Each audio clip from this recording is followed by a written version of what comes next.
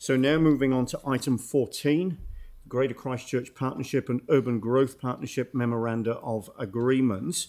So we've got David Griffiths and Anna Elphick joining us for this one. The report and detail is self-explanatory, but are there any introductory comments or remarks that you'd like to make? Yes, please. Thank you.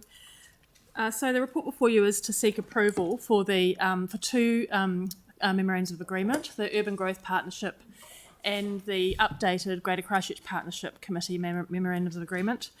I wanted to sort of, I guess, highlight about the Urban Growth Partnership and talk a little bit about the opportunity that's providing for us. So urban growth partnerships are a mechanism for local, central government and iwi to work together to look and address urban challenges. So it involves two ministers coming to join a local partnership, and so it provides that direct engagement both at the political level but also at a senior staff level. And an example of that is that we will have the Chief Executive of the Ministry of Housing and Urban Development sitting around the table with Chief Executives as part of this committee structure.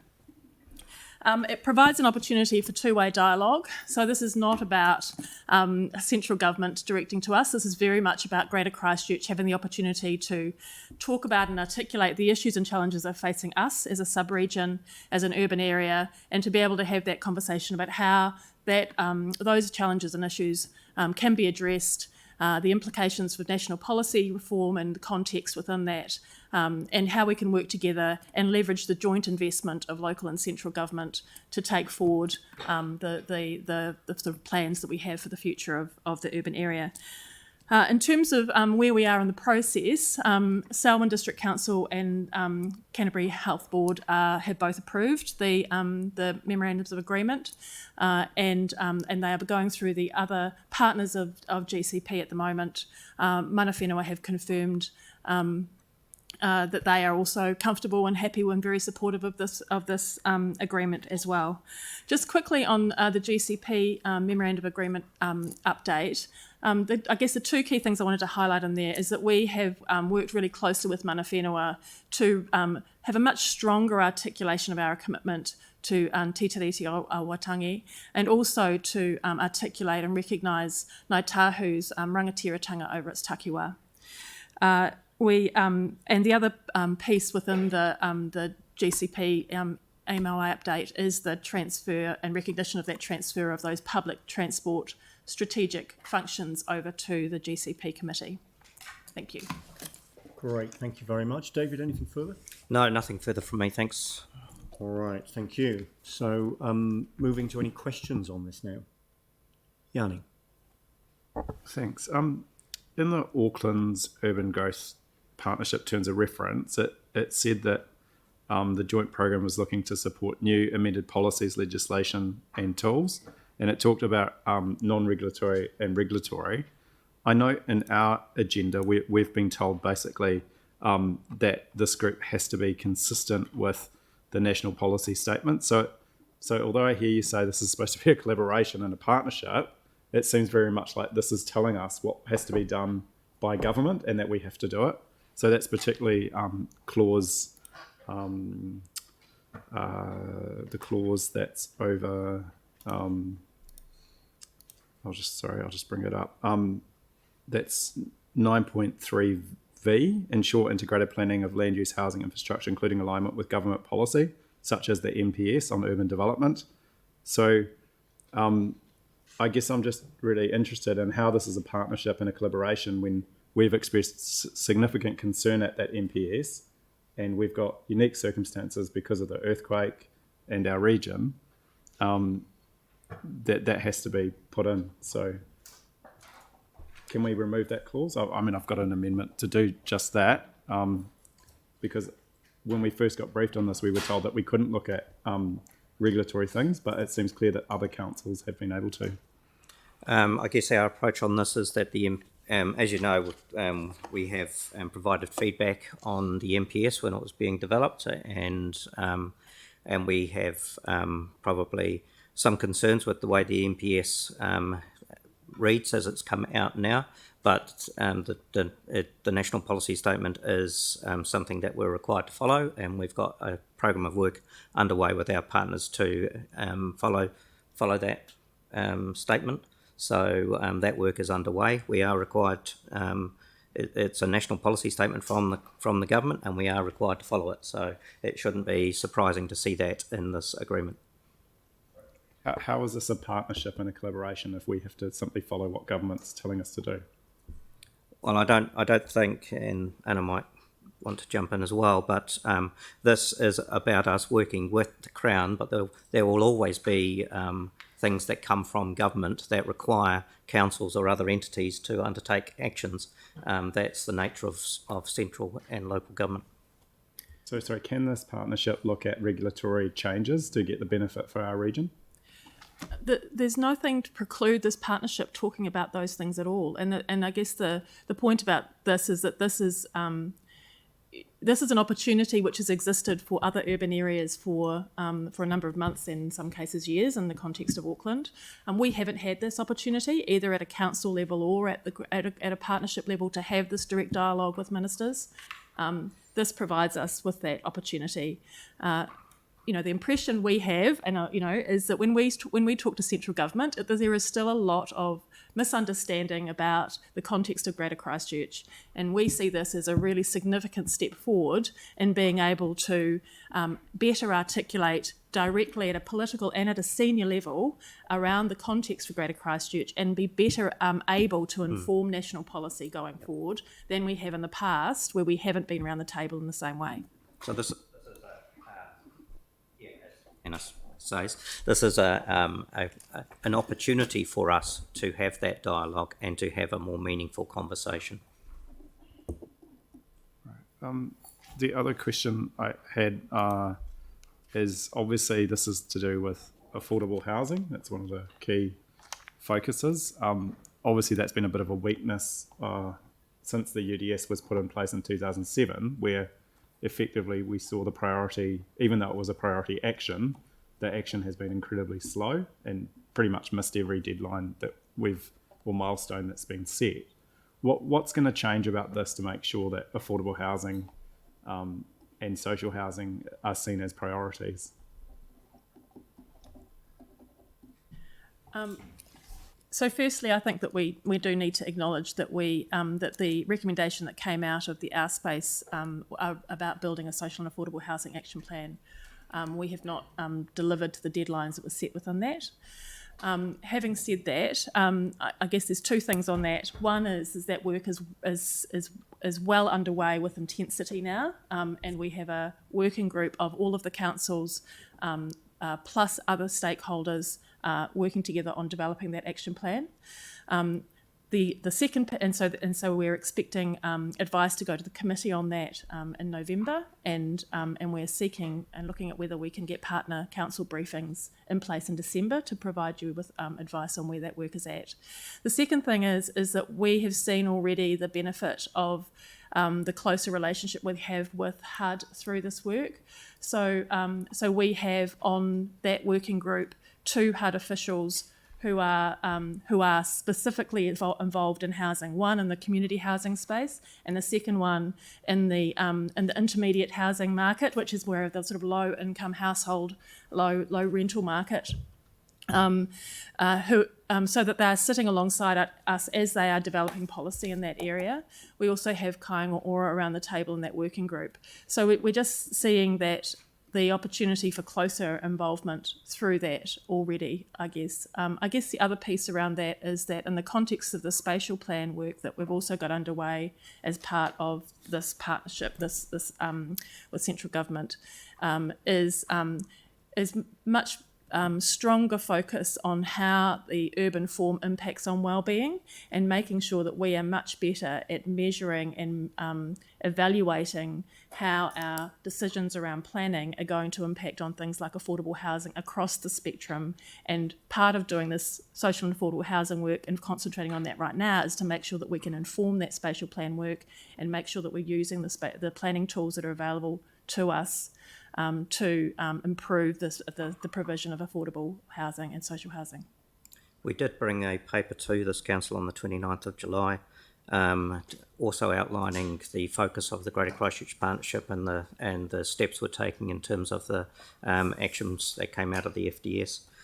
So that has been before you. We have a series of briefings set up for the remainder of this year and for next year, with decision points, with decisions going to Urban Development and Transport Committee for the implementation of the MPS. So there are a number of steps we've got in there to both brief and bring papers to you over the next 12 months. Great, thank you. Yanni, anything further? Can someone just talk to the changes to the Regional Transport Committee, and are we going to get a specific report on that? I see that this is being incorporated into the partnership now. Regional Public. Joint Public Transport Committee. It was just a subcommittee. So the regional transport committee still. A different thing, yeah. So It was a public transport. the Regional Public Transport. No, it wasn't regional. It was public transport.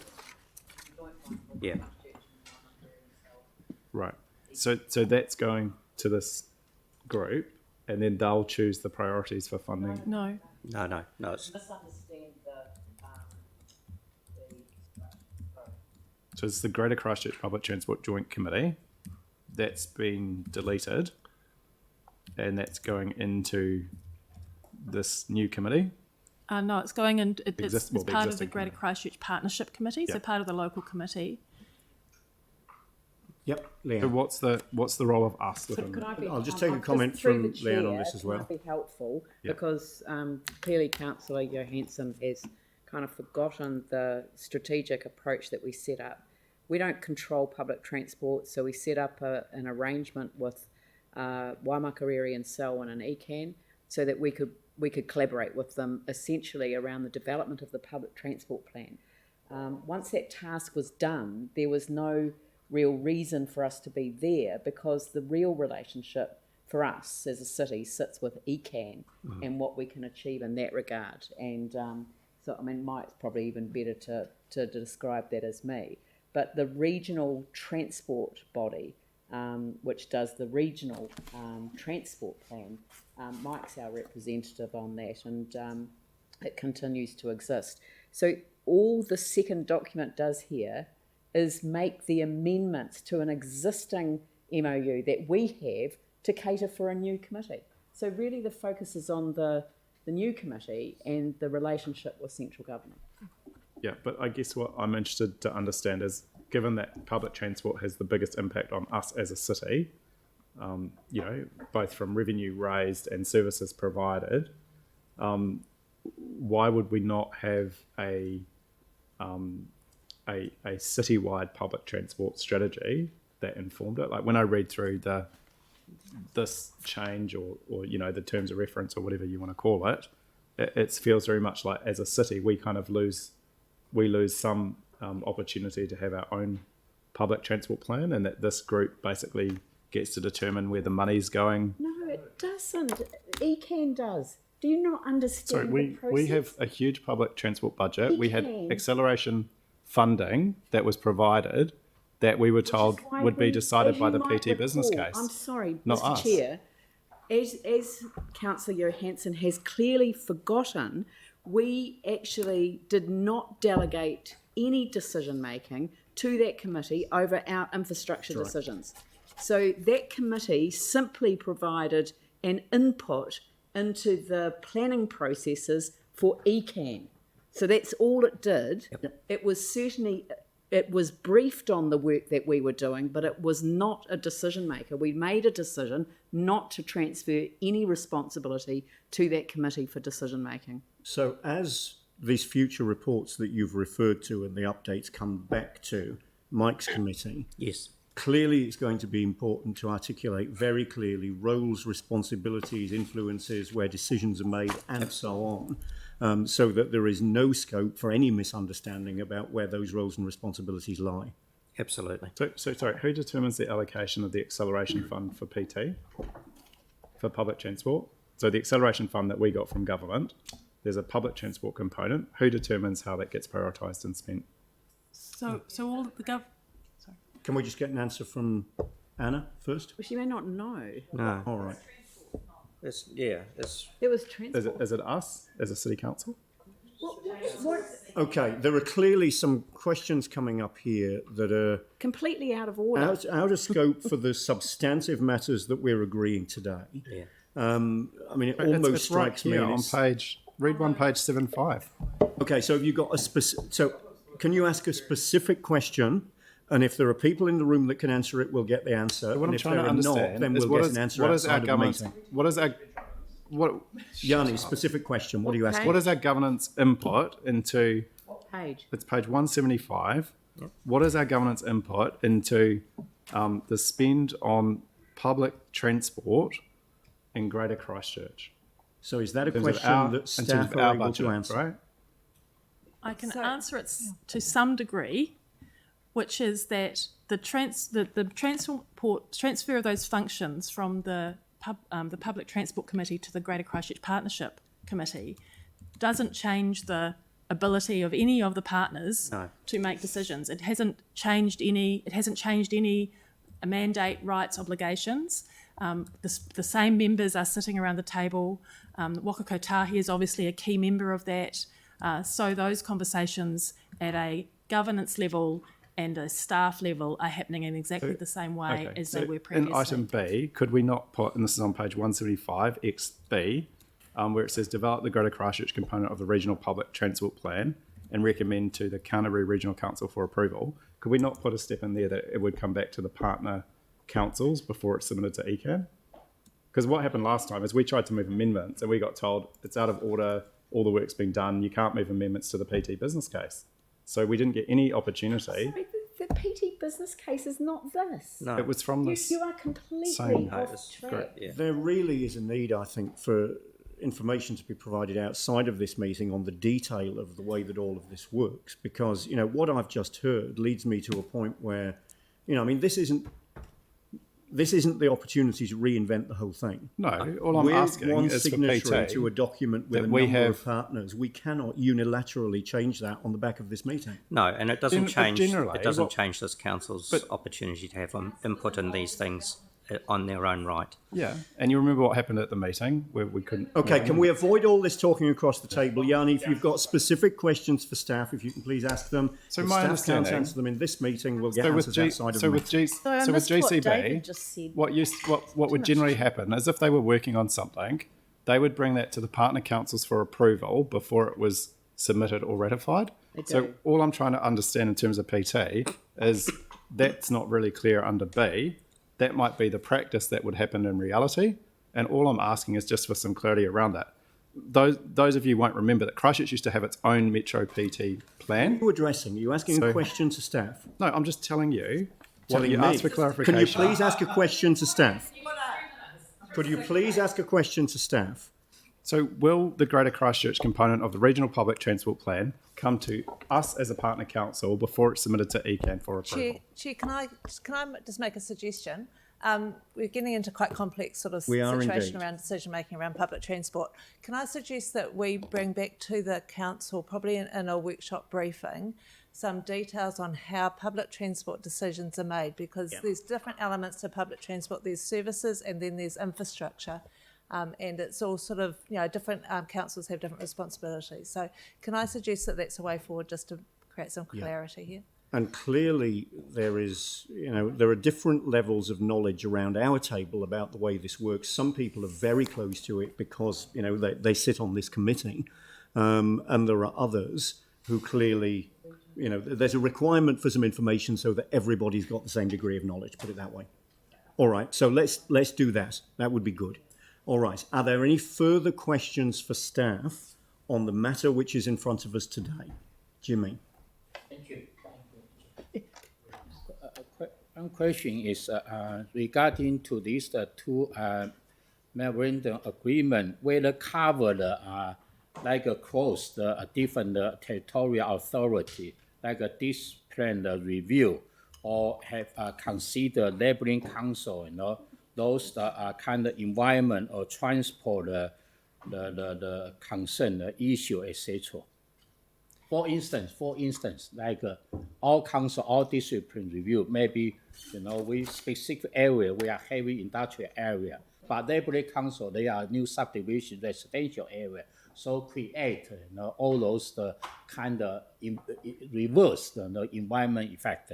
Or and wider Hornby community also community board particular concern the Christchurch, the Hornby, the Radisson, the environment and transport those study, etc. Further study before done, but after they start, whether this agreement or this committee cover this the scope or not. It helps reinforce the conversation between partners, which through this will now include more in terms of central government, and that Anna was talking to before.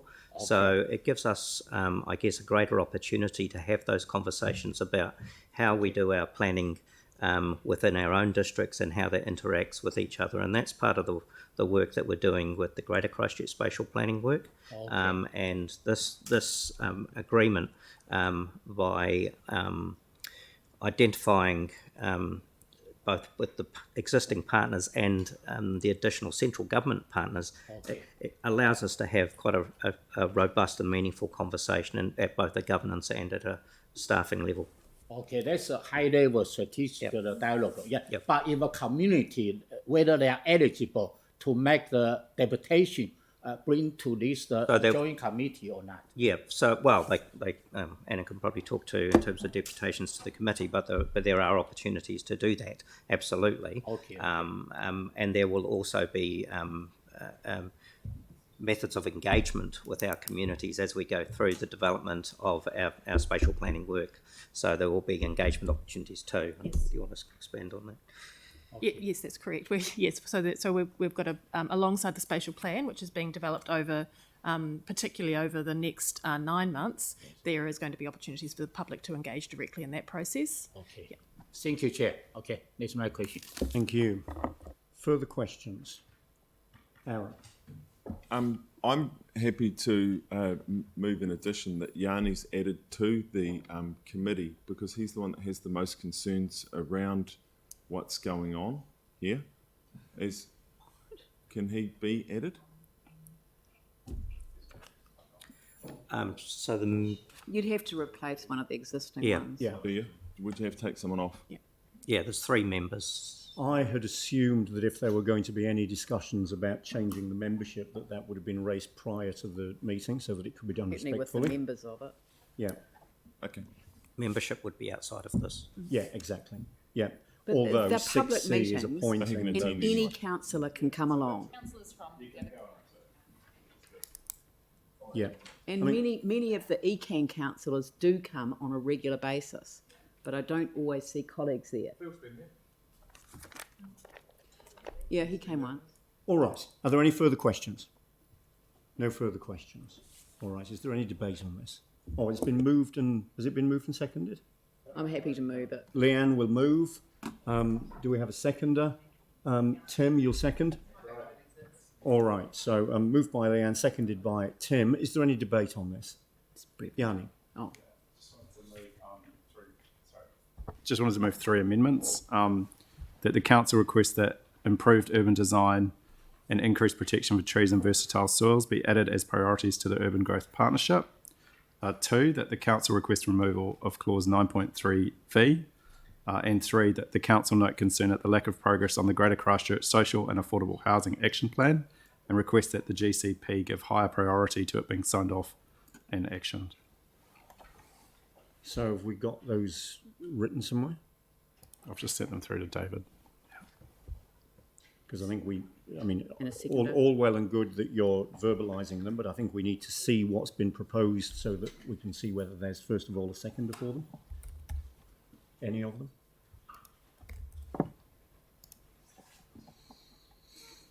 Let's just get the wording in front of us.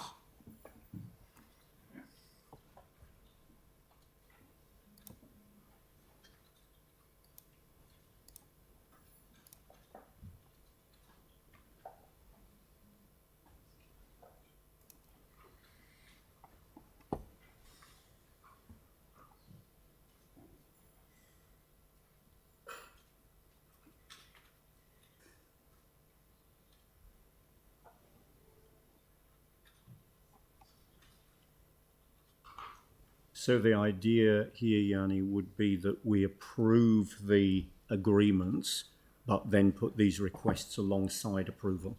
Yeah, it's a bit hard because of the way the report's written. So, for example, the priorities are listed in the staff report, not in the actual MOU. So it's a bit hard to know how to change them, other than just to have a kind of generic statement. Number 2 is very specific, and I think 3 is more just a noting provision.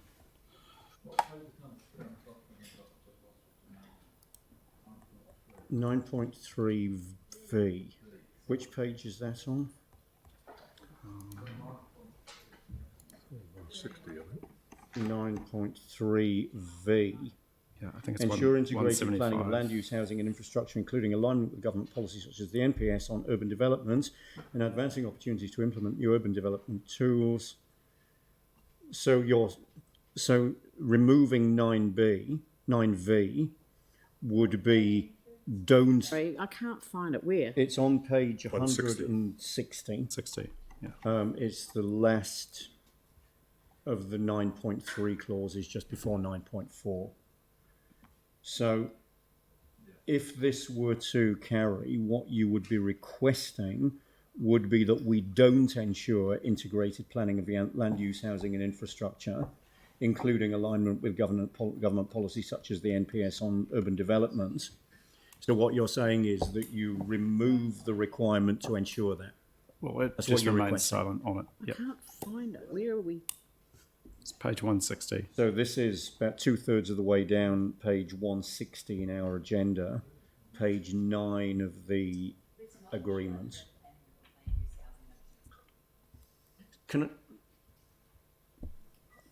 I wouldn't recommend I changing was about to say, can we get some staff advice? But No. let's get staff advice on each of them. So proposed amendment 1, that the council requests that improved urban design, increased protection for trees and versatile soils be added as priorities.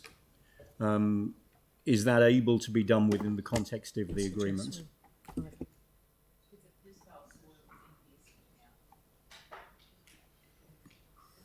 No?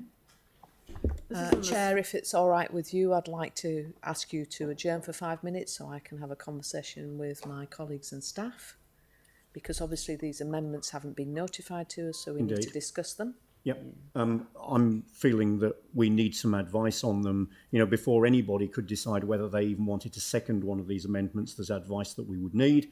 So let's, we won't adjourn the meeting, but we'll move off this item and then come back to it once I get a signal that we've got the advice ready.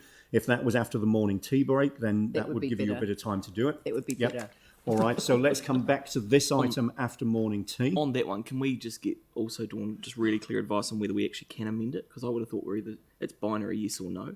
So I'm not even sure really why we are debating it, to be honest. Is Yeah. there a seconder for it? It may be that we need the advice before. It's very binary. It's either we either accept it or we don't. Well, I if nobody suspect- seconds it, then we can move on. Yeah. Yeah, I do think with one though there should be some looking at it. Not at this point, but there is a lot of concern with regards to intensification, the tree canopy, etc. Okay, before we get into Yeah, okay, debating it, sorry. can I get some advice on whether these amendments are in order or out of order in terms of the item that we're discussing? And then can we get some advice back alongside so that if there was anybody who had a mind to second these things, at least they're doing that on the back of advice rather than just doing it, having seen it for the first time here. Let's bring it back after morning tea. Clearly, with 45 minutes to do it, it's not going to be a huge piece of work anyway. Thank you. So let's come back to this after morning tea. Thank you. Just to be contrary.